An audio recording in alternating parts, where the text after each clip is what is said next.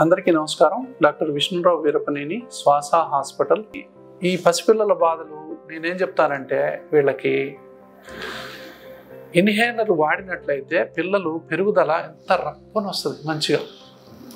అంటే ఎదిగే మొక్క మీద బరువు ఉన్నట్టు, లేదా ఎదిగే మొక్కని తాళతో కట్టినట్టు. ఆస్తమా అంటే మనం ఎప్పుడైతే ఇన్హలేషన్ వాడతామో వాళ్ళకి ఈ విధంగా ఆ కట్లు తీసేసినట్టు అయిపోద్ది. ఆక్సిజన్ మంచిగా అందుతుంది బాడీకి, పెరుగుదల మంచిగా వస్తుంది, వాళ్ళకి హైట్ అవుతారు, మంచిగా వెయిట్ మంచిగా వస్తారు.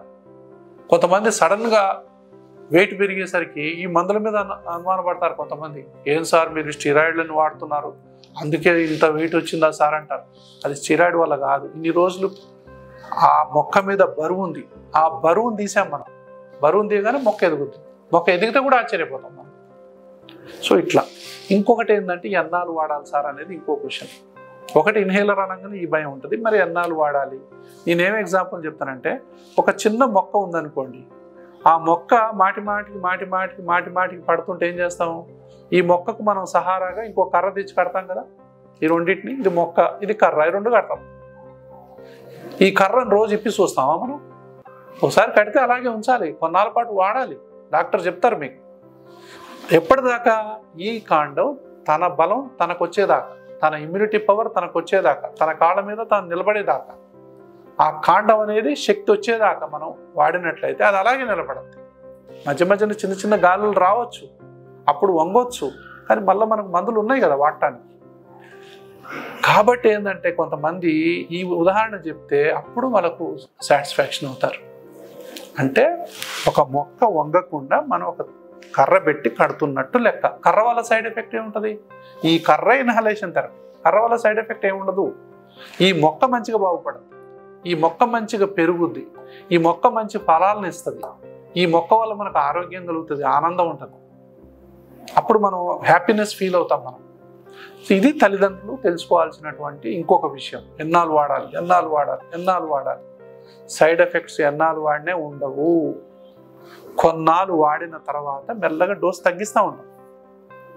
ప్రతి 3 నెలలకు ఒకసారి కొంచెం 25% తగ్గిస్తూ ఉంటాం. ఫస్ట్ 2 సార్లు వాడమంటాం, 3 సార్లు వాడమంటాం, తర్వాత ఒకసారి వాడేరావు, తర్వాత రోజు తప్పించి రోజు. దాన్ని బట్టి ఆప్టిమం డోస్కు రావాలి. ఆప్టిమం డోస్ అంటే ఏ డోసు దగ్గర వీళ్ళు బాధపడకుండా ఉంటారో అదే ఆప్టిమం డోస్. ఒక్కోసారి అది పేషెంట్లే డిసైడ్ చేస్తారు చాలా తెలివిగా.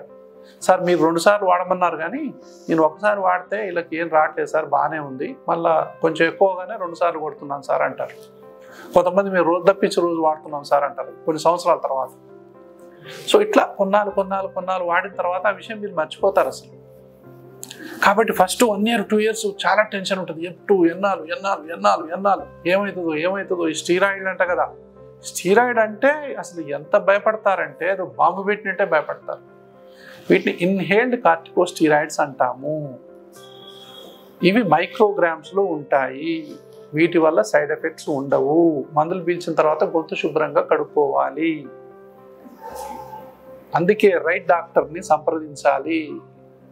డోసు పిల్లల వయసుని బట్టి, దాని యొక్క స్టేజ్ని బట్టి ఆధారపడి ఉంటుంది. సో ఇదంతా ఎంతో నైపుణ్యతతోని, ఎక్స్పీరియన్స్తోని, ఆ రిజల్ట్ ఎట్లా వస్తుందనే దాన్ని బట్టి డోస్ అడ్జస్ట్మెంట్ అనేది చేయటం జరుగుతుంది. కాబట్టి ఈ విషయాలన్నీ కూడా మనం తెలుసుకోవాలి. తర్వాత ఏంటంటే, చిన్నపిల్లలకి ఈ ఇన్హేలర్స్ వాడేటప్పుడు ఇంకేమైనా జబ్బులు ఉన్నాయా? వీళ్ళకి ఎడినైడ్స్ ఉంటాయి, టాన్సిల్స్ ఉంటాయి, చెవులో చీంగా ఆరుతుంటుంది, ముక్కు ఇది ఆరుతుంటుంది. ఇవన్నీ కూడా ఎలర్జీకి సంబంధించిన లక్షణాలే. కళ్ళలో దురద ఉంటుంది, చర్మం దురద ఉంటుంది. ఇవన్నీ కూడా తగ్గిపోతాయి, అన్ని ప్రాబ్లమ్స్ తగ్గిపోతాయి. అప్పుడు పేరెంట్స్ కూడా హ్యాపీగా ఫీల్ అవుతారు. కాబట్టి ఇన్హలేషన్ థెరపీ మీద మీరు రకరకాలైన అపోహలు పెట్టుకోకండి. డాక్టర్ చెప్పిన విధంగా దయచేసి వాడండి. డాక్టర్లతోని అపోహలు పెంచుకోకండి. కొంతమందికి ఏంటంటే, ఇన్హేలర్ పీల్చిన తర్వాత కొంచెం షేకింగ్ లాగా అనిపిస్తుంది, ఇంకా భయపడిపోతారు. నేను డాక్టర్ గారు మీరు ఏదో రాశారు ఇన్హేలర్, నాకు చేతులన్నీ వణుకుతున్నాయి, కాళ్ళన్నీ వణుకుతున్నాయి, మీ మందుల వల్ల సైడ్ ఎఫెక్ట్స్ వచ్చిందని మిడ్నైట్ ఫోన్ చేస్తారు. సో వనకటం, షివరింగ్ రావటం అనేది ఆ మెడిసిన్స్ యొక్క లక్షణం. వాటి ఇన్హరెంట్ క్వాలిటీ, అది తప్పించలేము. అది కొంచెం అంత షేక్ అవుతుంది బాడీ. కాబట్టి అవి కామన్. రాను మెల్లమెల్లగా తగ్గిపోతాయి అన్నీ. పెద్దోళ్ళు కూడా కొంతమంది అసలు ఇది లేపితే కూడా కింద పడేస్తున్నాను సార్ నేను, సో ఏం సార్ ఎంత ప్రాణం అంత ఉనిగినట్టుంది నాకు అంటారు. కొంతమంది కొంచెం ఎక్కువ సెన్సిటివ్ ఉంటారు. సో వాళ్ళకి మళ్ళీ అలాంటి ఏమైనా ప్రాబ్లం ఉంటే మళ్ళీ మార్చి రాస్తాం. కొంతమంది ఇట్లా వనకంగానే ఆ మందులను ఆపేస్తారు. అమ్మో ఏందో మందులు ఇచ్చారు డాక్టర్ గారు, ఈ మందులని వణుకుని వస్తుంది నాకు అని పక్కన పడేస్తారు. పక్కన పడేస్తే మీ ఇలాగే ఉంటాయి మీ ఊపిరితిత్తుల జీవితాంతం, ఇలా కావు. అప్పుడు మీరు రావాలి, వచ్చి మీ యొక్క అనుమానాలు ఏమైనా ఉంటే తీర్చుకోవాలి, అంతే తప్ప మందులు ఆపేవద్దు. ఒకసారి రాసాము తగ్గలేదు, చూడాలి కదా, రెండోసారి రావాలి కదా, మూడోసారి రావాలి కదా. సో అప్పుడు ఏమేమి ఉంది ఎట్లా ఉంది అనేది మనకు అర్థమవుతుంది. కాబట్టి ఇవన్నీ అలర్జీ ఆస్మా అనేది ఒక అంతులేని సబ్జెక్టు. సో దీనికి అత్యాధునిక శాస్త్రీయ వైద్యం ఇప్పుడు అందుబాటులో ఉంది. సో ఇన్హేలర్స్ అనేది ఇప్పటి వరకు ఉన్నటువంటి వైద్య విధానాలు అతి ముఖ్యమైనవి. ఇంకా చాలా లేటెస్ట్ మెడిసిన్స్ ఉన్నాయి. సో బయాలజికల్స్ అని చెప్పి ఇప్పుడు కొత్తగా వచ్చినాయి. సో అవన్నీ కూడా చాలా చాలా వైద్యాలు ఇప్పుడు ఇంకా అందుబాటులో రాబోతున్నాయి. ఫ్యూచర్లో కూడా కొత్త కొత్త మెడిసిన్స్ ఆస్మాకి అందుబాటులో రాబోతున్నాయి. అప్పటి వరకు ఇప్పుడు బాధపడే వాళ్ళందరూ కూడా అసలైన వైద్యాన్ని మీరు అందుకున్నారా లేదా? మీరు ఆ 90లో ఉన్నారా? అందుకోని వాళ్ళు 90% మంది ఉన్నారు. ఇంకా 10% ఉన్నారా అనేది చూసుకోండి మీరు. సో వెంటనే మీరు అసలు సిసలైనటువంటి శాస్త్రీయ వైద్యాన్ని కనుక మీరు పొందినట్లయితే పిల్లలు చక్కటి జీవితాన్ని గడుపుతారు. వాళ్ళ స్కూల్కి ఇబ్బంది ఉండదు, వాళ్ళ ఆటపాటలకు ఇబ్బంది ఉండదు, వాళ్ళ పెరుగుదలకు ఇబ్బంది ఉండదు, స్కూల్కి ఆబ్సెంట్ అయ్యే క్వశ్చనే ఉండదు, ఎగ్జామ్స్ చాలా మంచిగా రాస్తారు. సో అన్నీ కూడా మంచిగా అవుతాయి. కనీసం సంవత్సరానికి నేను 2-3 సార్లు అన్న రమ్మంటాను. కొంతమంది ఒకసారి వచ్చి 3 ఏళ్ళకి వస్తారు. మళ్ళీ అలాంటి పనులు చేయకండి. కొంతమంది మందులు ఆపేసేస్తారు, మంచిగా కాగానే మందులు ఆపేస్తారు కొంతమంది. ఇలాంటివి కూడా చేయకండి. సో కంపల్సరీ సంవత్సరంలో కనీసం 2 సార్లు అన్న రండి. కొంతమంది నేను రాస్తే 5 ఏళ్ల తర్వాత వస్తారు. సో వాళ్ళు ముందు చాలా బాగున్నాడు సార్, ఇప్పుడు కూడా బాగానే ఉన్నారు, కానీ సార్ వాళ్ళు ఏంటంటే ఇది పార్ట్లీ ట్రీటెడ్ కేసెస్ అంటాం. ఇది వేరే సబ్జెక్ట్ మళ్ళీ. ఇదేమో చాలా మంచిగా ఉండటం వైద్యం తర్వాత, ఇది చాలా ఎక్కువ ఉండటం. కొంతమంది ఏంటంటే పార్ట్లీ ట్రీట్మెంట్ అంటే సగం వైద్యం పొందుతారు. నేను 6 నెలలు వాడమంటే 2 నెలలు వాడతారు, వాళ్ళు ఇలా ఆగిపోతారు. ఇక్కడ ఆగిపోయి ఇక్కడ ఉంటే కూడా బాగానే ఉంటారు, అంటే వాళ్ళకి ఏం సిమ్టమ్స్ ఉండవు, బాగానే ఉంటారు. కానీ టోటల్గా ఇలా కాలేదని మీరు గమనించాలి. గ్రోత్ ఎంతో కొంత ఆగిపోద్ది. మీకు సిమ్టమ్ బయటికి కనపడకపోవచ్చు, కానీ జబ్బు లోపల ఉంటుంది, అది మీకు తెలియదు. కాబట్టి ఈ దశలో ఉన్న వాళ్ళు ఈ దేశంలో 70-80% మంది ఉన్నారు సగం వైద్యం పొందిన వాళ్ళు. ఇదేంటి టోటల్లీ కంట్రోల్, అంటే టోటల్ కంట్రోల్. మనం వైద్యం చేసిన తర్వాత ఈ విధంగా రావాలా లేదా నార్మల్. ఇది అన్కంట్రోల్డ్ అంటాం, అసలు వైద్యమే జరగని కేసులు. ఇది సగం వైద్యం జరిగిన కేసులు. సో మీరు ఎందులో ఉందాం అనుకుంటున్నారు? ఇందులో ఉందాం అనుకుంటున్నారా? ఇందులోనా మనం డిసైడ్ చేసుకోవాలి. ఎవరైనా ఇందులో ఉండాలని కోరుకుంటారు కదా. కాబట్టి దానికి మనం అప్పుడప్పుడు విజిట్స్కి రావాలి, చెప్పినట్టుగా మందులు వాడాలి. వాడే విధానం కూడా చాలా చాలా ఇంపార్టెంట్. 1-2 సార్లు తెలుసుకోవాలి. తర్వాత ఇలాంటి ఇండోర్ పొల్యూషన్ అనేది అవాయిడ్ చేసుకోవాలి.